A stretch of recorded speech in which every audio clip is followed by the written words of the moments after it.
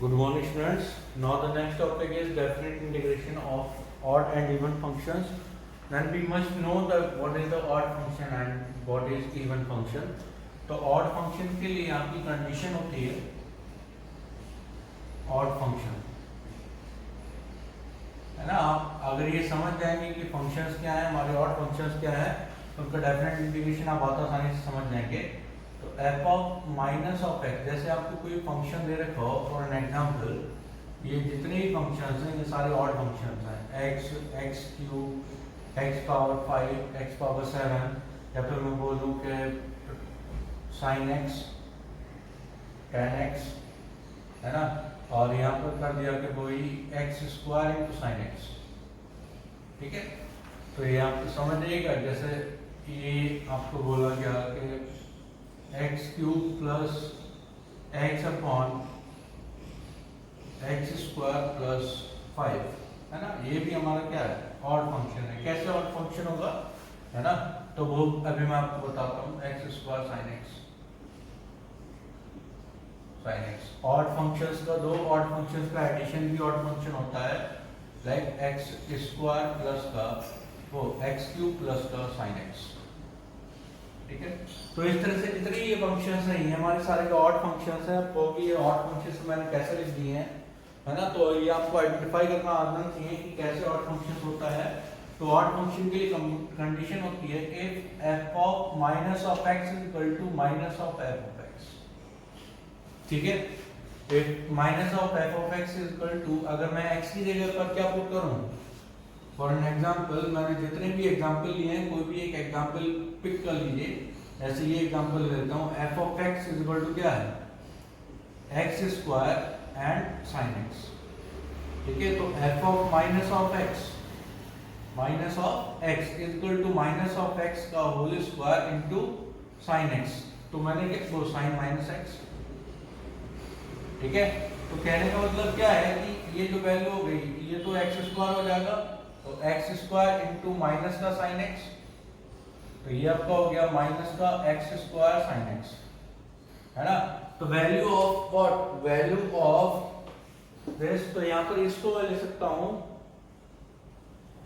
Minus का f of x, minus का f of x, है ना। तो f of x is equal to minus का f of x, then the function is called what, odd function, है ना। अगर ये आपकी कंडीशन निकल के आ जाती है तो हमारा फंक्शन क्या हो जाएगा, ऑड फंक्शन हो जाएगा, ठीक है। अब जब ऑड फंक्शन हमारा हो गया तो इसको इंटीग्रेट करने के लिए, है ना, थोड़ा सा मैं ग्राफिकली आपको रिप्रेजेंट करना चाहूंगा, है ना, कि आपको जो लिमिट और कंडीशन होती है इसमें क्या कंडीशन होती है, ठीक है। तो जैसे y equal to x cube, this is also odd function, है ना। तो इसका ग्राफ कुछ इस तरह से जाता है, ठीक है। तो यहाँ से अब मैंने बोल दिया कि आपको इवेल्युएट करना है इंटीग्रेशन माइनस a से लेकर a तक, है ना, और f of x and d of x। f of x इसकी जगह पर मैंने लिमिट पुट कर दी -3 से लेकर 3 तक, है ना, और f ऑफ x इसको एज्यूम कर लिया x cube and d of x। तो x क्यूब क्या है, एक हमारा ऑड फंक्शन है, और वो वैल्यू निकालनी है मुझे कहां से कहां तक, -3 से लेकर 3 तक, ठीक है। तो ऑड फंक्शन में एक खास बात होती है कि जैसा हमारा फर्स्ट क्वाड्रेंट में होता है वैसे ही थर्ड क्वाड्रेंट में होता है, ठीक है। तो ये odd function always passing through origin, कोई भी आप फंक्शन ले लीजिए, सारे के सारे फंक्शन हमारे ओरिजिन से पास करते हैं। ये कंडीशन भी होती है, ये कॉम्पिटिशन में भी काम आता है कि ऑड फंक्शन हमारे कहाँ से कहाँ तक पास करते हैं। तो always passing through the origin से पास करते हैं। आप ध्यान दीजिएगा, क्योंकि ये फर्स्ट और थर्ड में क्या सिमेट्रिक होते हैं, तो फर्स्ट और थर्ड में एक जैसे होने के लिए इनको 0,0 से पास करना पड़ेगा, ठीक है। अदरवाइज पॉसिबिलिटी नहीं है कि ये एक जैसे हो पाए। अब ये बताओ कि डेफिनेट वैल्यू मुझे क्या देती है, एरिया देती है, ठीक है। अब जितना ही है देखेंगे कि जब ये y equal to x cube करता -3 से लेकर 3 में, है ना, जितना ही नेगेटिव है उतना ही क्या है, पॉजिटिव वैल्यू, ठीक है। तो -3 से लेकर 3 में आपकी जितनी नेगेटिव वैल्यू है सेम उतनी पॉजिटिव वैल्यू है, तो ये आपका कितना हो जाएगा, जैसे ये वैल्यू आपकी 0 हो जाती है। तो आपकी कंडीशन जो होती है ऑड फंक्शन के लिए, ऑड फंक्शन के लिए क्या हो जाता है, इंटीग्रेशन -a से लेकर a तक f of x d of x is equal to 0, है ना। दिस वैल्यू -a से लेके a तक, आपको -a से लेके a तक समझ में आ गया होगा क्यों होता है, क्योंकि जितना नेगेटिव वैल्यू होगी सेम उतनी पॉजिटिव वैल्यू होगी, है ना। तो नेगेटिव वैल्यू जैसे आपको ये आ गई x3/3, है ना। तो सपोज कर लेते हैं ये वैल्यू k, जितनी माइनस का k होगी उतनी ही प्लस का k होगी, ठीक है। आप इसे दो पार्ट में ब्रेक करेंगे, अगर इसे आप दो पार्ट में ब्रेक करते हैं, -3 से लेकर 0 तक x³ and d of x plus 0 से लेकर 3 तक x³ and d of x, तो जितनी ये नेगेटिव वैल्यू आएगी उतनी ये पॉजिटिव वैल्यू आएगी, तो नेट वैल्यू बिकम्स 0, है ना। तो नेट वैल्यू जो होती है वो आपकी क्या हो जाती है, 0 आ जाती है। जितनी ये नेगेटिव वैल्यू आएगी उतनी ही पॉजिटिव वैल्यू आएगी, है ना, और नेट वैल्यू हमारी क्या हो जाएगी, 0 हो जाएगी, ठीक है। तो इस तरह से ये आपको ध्यान रखना है। तो आपको क्या हो जाती है कि डेफिनेट इंटीग्रेशन में जो ऑड फंक्शंस होते हैं उनका एरिया आपका क्या होता है, वो ये जो वैल्यू लिमिट होती है -a से लेकर a तक, for odd function the value becomes 0, है ना। तो यहाँ पर अगर मैं बात करता हूँ कि जैसे हमारे ये फंक्शन दे रखा है, ये फंक्शन दे रखा है, अब कोई भी लिमिट हो इनके साथ में, है ना, -5 से लेकर 5 तक, और बोला जाए कि x² sin x, है ना, d ऑफ x, तो आपको आइलेट मेथड निकाल के वैल्यू पुट करके इनकी वैल्यू निकालने की जरूरत नहीं है ना। हम ऑलरेडी प्रूव कर चुके हैं कि this is a odd function, ठीक है। तो हम क्या कर सकते हैं, डायरेक्टली इनकी वैल्यू को बता सकते हैं कि ये लिमिट, तो फॉर्मूले से मैं डायरेक्टली बोल सकता हूँ कि -a to a f of x dx value becomes 0, ठीक है। तो इस तरह से कोई भी फंक्शन है, कोई भी फंक्शन अगर आपको आता है तो आपको क्या करना है, इसी तरह से उसको एक्सप्लेन कर देना, ठीक है। एक एग्जांपल, ये एग्जांपल और शो कर देता हूं मैं आपको।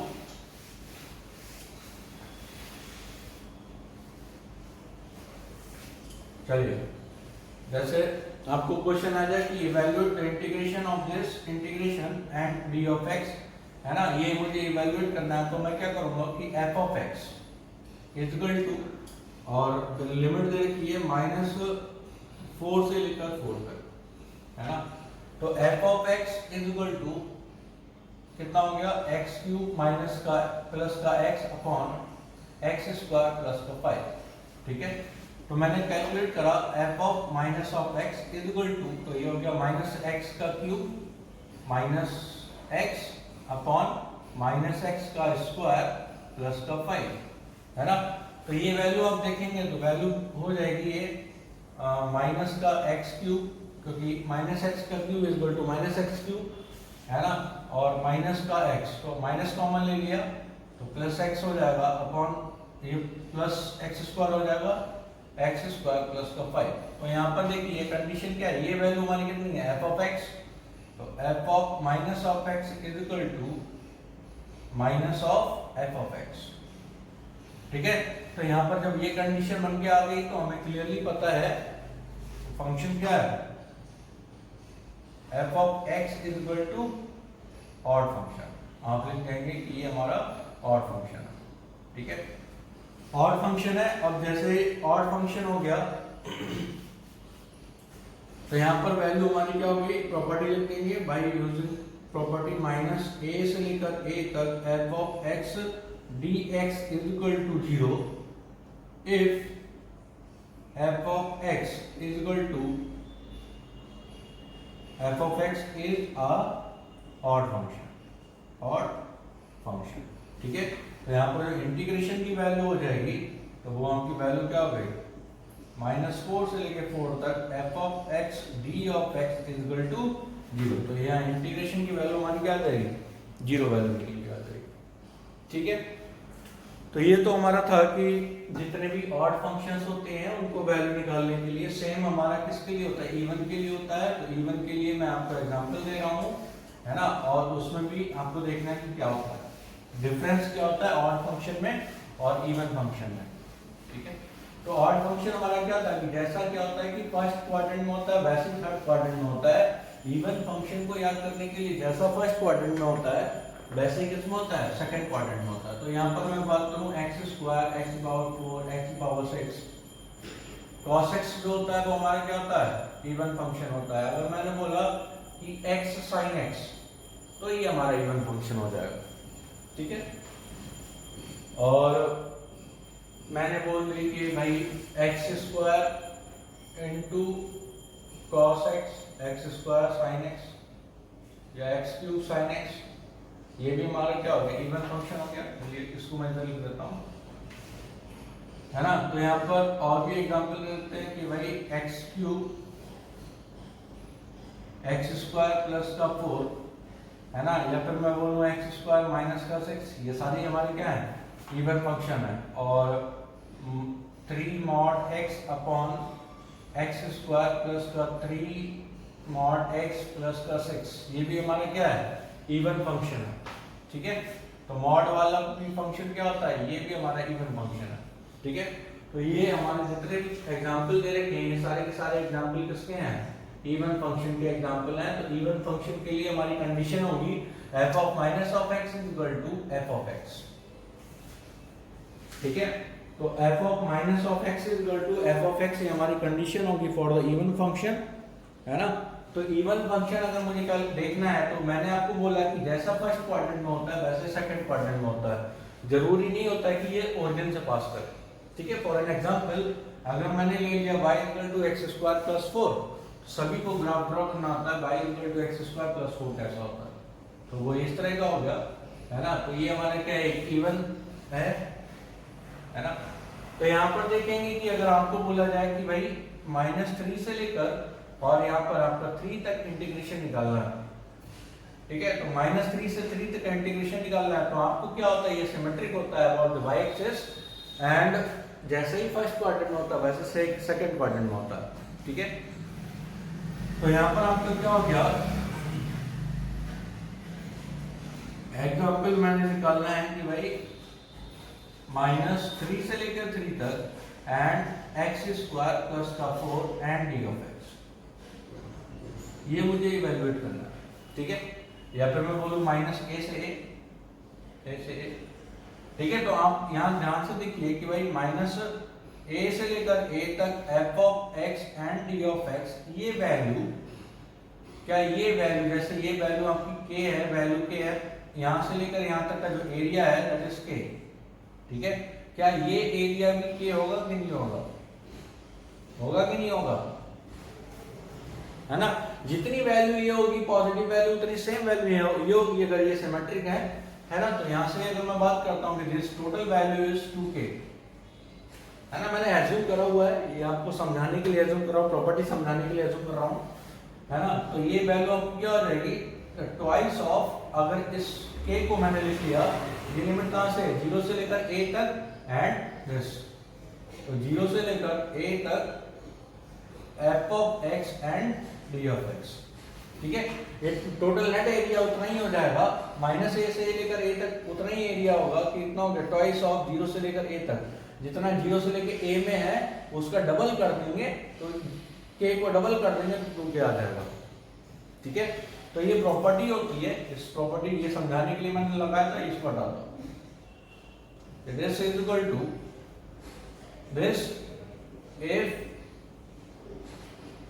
Function f of x is even function, है ना। जब हमारा फंक्शन क्या होता है, इवन फंक्शन है, तो ये हमारी क्या होगी, कंडीशन ये वाली होगी। इवन फंक्शन कब होता है, ये भी आपको बताया हुआ कि इवन फंक्शन कब होता है, जब minus of x is equal to f of x होता है।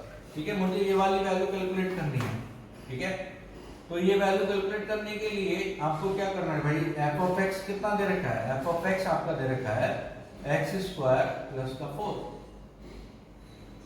ठीक है, तो f ऑफ x क्या हो जाएगा, f of minus of x क्या हो जाएगा, ये हो जाएगा माइनस का x स्क्वायर प्लस का 4, है ना, तो ये आपका x² + 4 ही है, इसमें कोई चेंज नहीं आया, which is equal to f of x। तो ये कंडीशन को फॉलो कर रहा है, तो कंडीशन को फॉलो कर रहा है, तो मैं इसमें i इक्वल टू ये लिख सकता हूँ कि भाई ट्वाइस ऑफ 0 से लेके 3 तक, है ना, and x² + 4 and d of x, यानी ये प्रॉपर्टी लगा माइनस a से लेकर a तक f of x dx is equal to 0 से लेकर a तक f ऑफ x dx, और यहाँ पर ट्वाइस प्रॉपर्टी लगा दी। ठीक है, तो यहाँ प्रॉपर्टी लगाएंगे, सॉल्व कर सकते हैं। ठीक है, तो 2 और यहाँ पर आपको कितना हो गया x³ / 3 प्लस का 4x, और लिमिट आपकी हो जाएगी 0 से लेकर 3 तक। ठीक है, तो हमको क्या करना है कि अभी ये तो बहुत छोटा सा एग्जांपल है, इस तरह से बहुत से डिफिकल्ट एग्जांपल भी होते हैं जो कि आप इसकी हेल्प से बहुत आसानी से कैलकुलेट कर सकते हैं।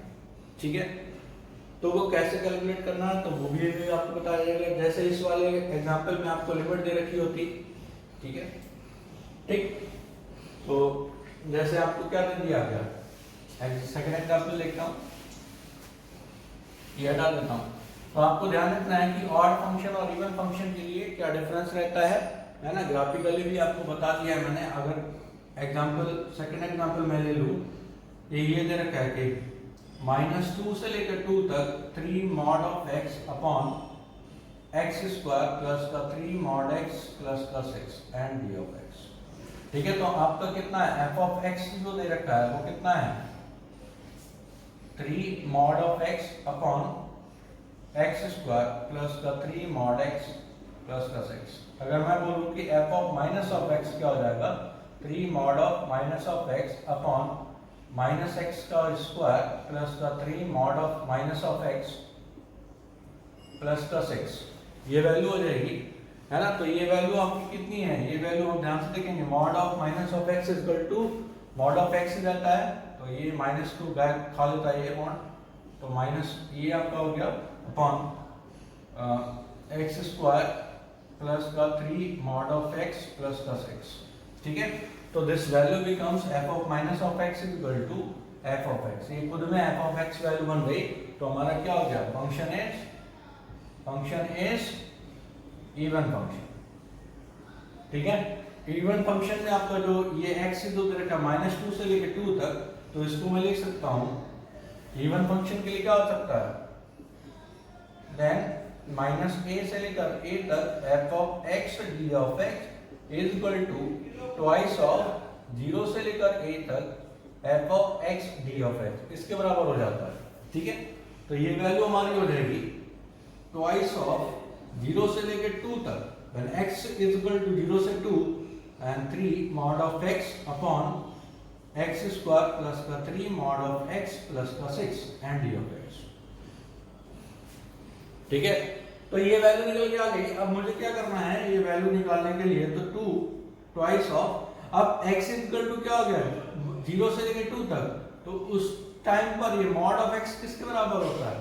ठीक है, तो mod of x हमारा होता है क्या, x when x greater than equal to 0 minus x when x less than 0, तो ये वाला पार्ट हट गया, है ना, ग्रेटर देन 0 बचा 0 से लेकर 2 तक, है ना, तो 0 से 2 में mod of x की वैल्यू क्या हो जाएगी, x हो जाएगी।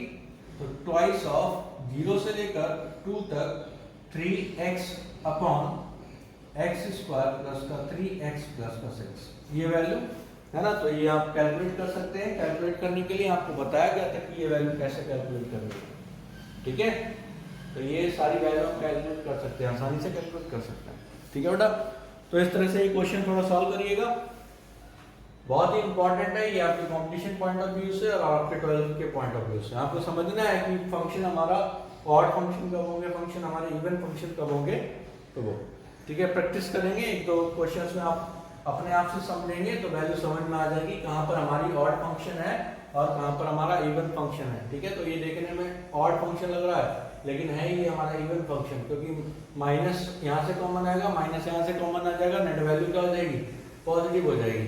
तो माइनस पुट करने पर आपको सेम वैल्यू आ रही है, सेम फंक्शन बन रहा है, तो हमारा फंक्शन क्या होता है, इवन होता है। माइनस पुट करने पर अगर माइनस कॉमन आ रहा है तो फंक्शन हमारा क्या होता है, ऑड फंक्शन होता है। ये वैल्यू याद रखनी है। और ऑड फंक्शन में -a टू a में जो वैल्यू होती है वो क्या हो जाती है, 0 हो जाती है। क्यों 0 हो जाती है? बिकॉज जितनी नेगेटिव वैल्यू होती है उतनी पॉजिटिव वैल्यू होती है। ठीक है, थैंक यू बेटा।